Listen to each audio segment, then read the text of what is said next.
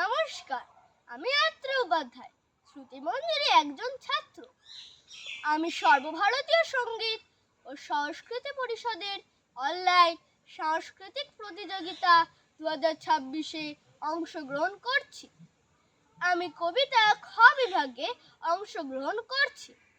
আমার নিবেদন কবিগুরু রবীন্দ্রনাথ ঠাকুরের শিশু ভোলানাথ কাব্যগ্রন্থের অন্তর্গত কবিতা পুতুল ভাঙা।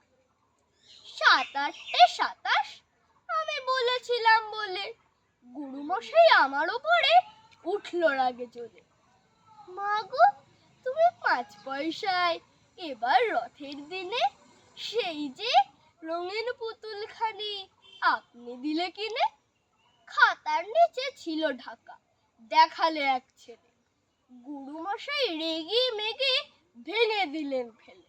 বললেন, তোর দিন রাত্রির কেবল শুধু খেলা, একটুও তোর মন বসে না পড়াশোনার বেলা। মাগো, আমি জানাই কাকে, ওর কি গুরু আছে? আমি যদি নালিশ করি এক্ষুনি তাঁর কাছে। কোন রকম খেলার পুতুল নেই কি মা ওর ঘরে? সত্যি কি ওর একটুও মন নেই পুতুলের পরে?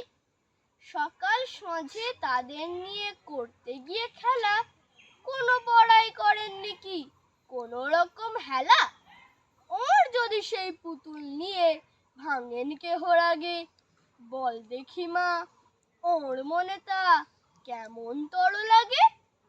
নমস্কার।